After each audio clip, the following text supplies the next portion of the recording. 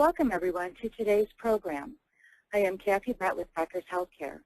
The program will begin with a presentation, and you can submit any questions you have throughout the presentation by typing them into your control panel in the space labeled Enter a Question for Staff and clicking Send. Our presenter will attempt to answer as many questions as he can during the time we have, and will follow up on questions he does not have the opportunity to address. You will receive an email within a week following the webinar that will include instructions to download a copy of the presentation. It is now my pleasure to turn the floor over to Scott Becker, partner and chairman of the Healthcare Department of McGuireWoods and publisher of Becker's Healthcare, to begin today's presentation. Great. Kathy, thank you very much, and thank you folks for joining us. We're going to try and give an update on what we see going on in the surgery center industry, and hopefully it's useful. Please feel free to email me whether you liked or disliked it, found it useful or not, and whatever questions you have. In terms of the surgery center business, essentially two core items drive revenues. That's the price per procedure paid and the number of cases done. Those two concepts, what's paid for procedures and the number of cases, will resonate throughout the discussion, because so much of results of a center are based on those two things and how revenues end up. The biggest threat over the last few years to revenues, in my own opinion, has been the employment of physicians by hospitals and health systems. The sort of next largest threat to surgery centers in terms of numbers of cases has been the fact that so many of the surgeons that can be invested in surgery centers are already invested. So when you look at those two factors, the growth of employment by hospitals, the number of physicians already invested, it's led to a situation where in the surgery center as a whole, there's been essentially no net growth over the last couple of years in terms of total numbers of surgery centers, meaning that in any given year, almost the same number of surgery centers close as are opened, and that's largely because there's not enough new physicians or available physicians to feed new surgery centers. We're going to talk today about good news and bad news and go through a number of different observations in the surgery center business. Kathy, can I have you turn to the first slide? The good news for surgery centers, after things looked fairly grim, in essence, predictions that all physicians would become employees, one of the things that we'll talk about is, number one, is a great number of physicians and specialists have remained independent. What we've seen is in the ophthalmology ranks, the orthopedic ranks, the GI ranks, which of import are the three biggest specialties by number of cases and revenues for surgery centers, they remain fairly independent. There's not been nearly the flood of employment in those specialties as was expected. There certainly is movement market to market, but particularly ophthalmology, cataract folks, gastroenterologists, orthopedic physicians, many markets still feel very confident that they can stay independent for the time being, and independent surgeons remain the lifeblood of surgery centers. So that's been critical as surgery centers have woken up the last year or two out of being very grimly concerned to find, hey, there still will be an industry because a great deal of these specialists will still remain independent. The second quick note is on spine, and not really following this directly. Still significant growth in spine being added to surgery centers. Several hundred surgery centers in the country that do spine procedures. The great concern with spine in many markets is the inability to get paid by payers, even though payers save significantly by doing spine in a surgery center versus in a hospital. We've seen centers, for example, that were doing a tremendous amount of spine and essentially got cut off by payers and went from spine being a core part of the revenue generation to being insignificant. Still a continued issue market to market in terms of coverage by payers, and of course from a Medicare perspective, spine is not covered in the surgery center, at least real spine procedures are not, and thus spine surgeons don't technically meet a safe harbor. But more importantly, you got spine surgeons that aren't comfortable being in the surgery center setting and can't get reimbursed for Medicare patients in the surgery center setting. The third sort of brief observation is, after hospitals having terrific 2012s and being relatively solid in 2013, towards the middle of 2013 and going into 2014, you're probably seeing more hospital layoffs. You see about 10 of them reported a month. You've seen some of the most prestigious systems in the country, the Cleveland Clinic, Vanderbilt University, engage in layoffs. Some of these are prophylactic to make sure they're safe going forward as the financial changes occur.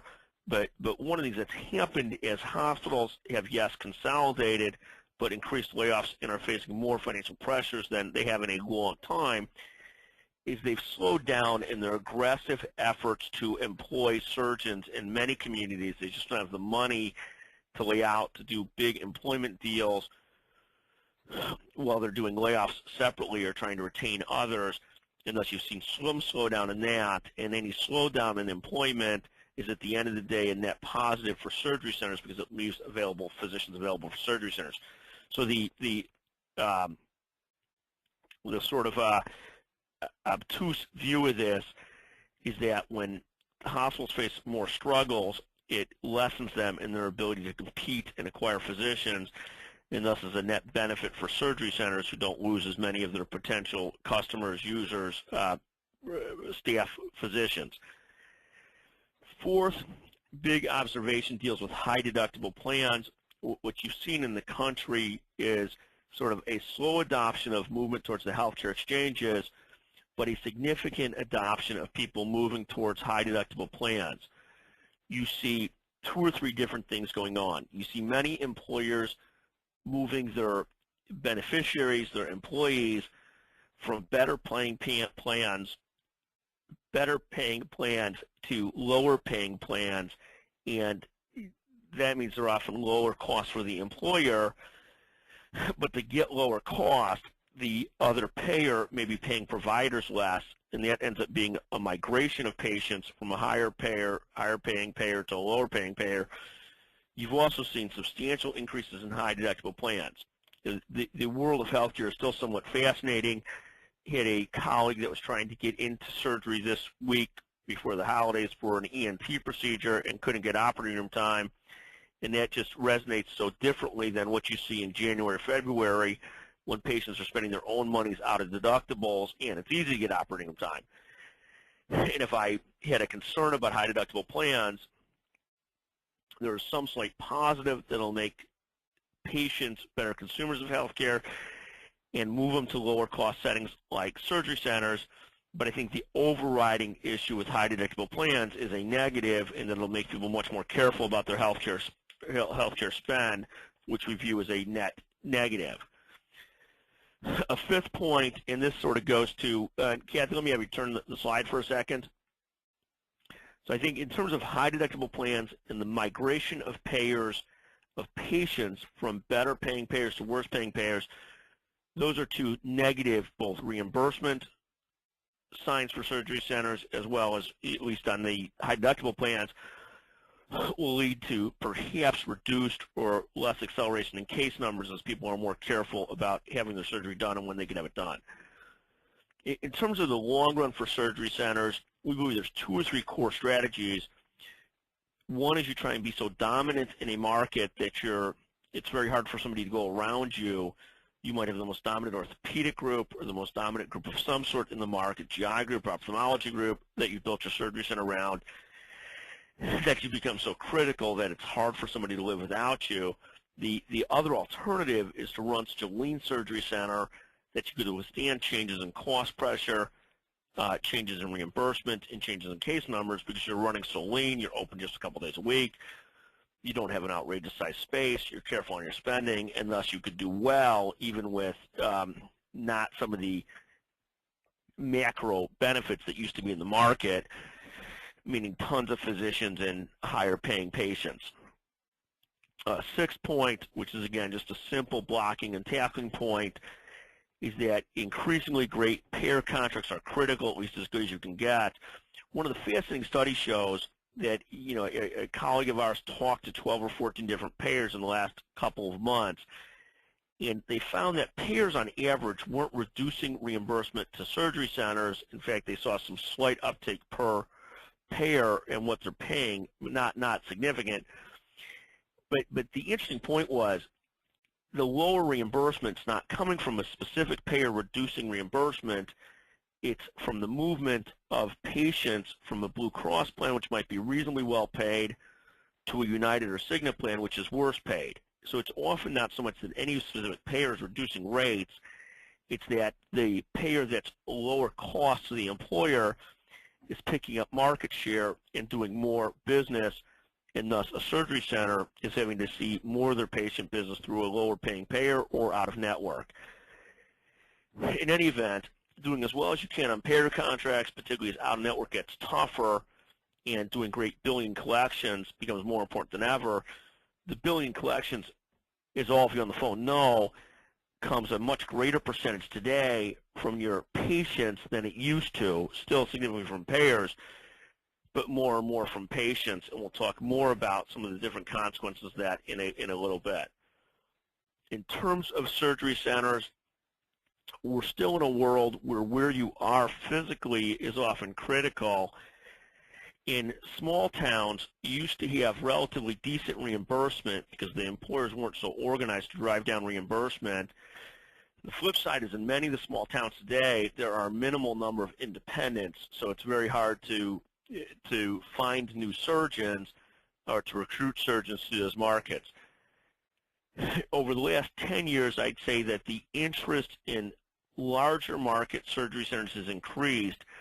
Even though reimbursement can be tighter because the payers are tougher, you do see still in New York, California, a decent amount, New York and Los Angeles, a decent amount of out-of-network work. Plus, in those towns, in the bigger cities, you still see lots of independents. And thus, if you need more surgeons to grow your surgery center to stay stable, there's still some alternatives in the market. Where in some of the smaller cities and towns, there just aren't any independents left, and they're not coming back to those towns, and it's very hard for a hospital, let alone a surgery center, to stay in business. In terms of a third area, certificate of need states, again, you've seen a resurgence in some places in the growth of surgery centers. North Carolina, New York, a couple other places that were traditionally very tough CON states have more growth, often through physician hospital joint ventures than they've had in a long time, where physicians, also in New Jersey, which isn't really a CON state, where there's been hospitals that have been sponsoring the development of joint venture surgery centers. A fourth concept, which ties into a lot of these concepts, is hospital employment. If you're in a town that's dominated by hospital employment, again, the flip side is there's not a lot of independent surgeons, and thus it's harder and harder to do surgery centers or to bring them beyond a certain point or to make them work when certain numbers of surgeons start to retire. So the more that hospital employment dominates an area, the harder it is for the independent surgery centers. I'm sure everybody knows that. Market reimbursement, it's still a fascinating thing for surgery centers where certain markets are less organized by payers, the payers are less aggressive, and reimbursement is still very, very good. Other markets, no matter how brilliant an operator you are, reimbursement is horrible. So no matter what you do, how intelligent you operate, how much you cut costs, you've got to stay lean, but there's only so well you can do because reimbursement is just challenging.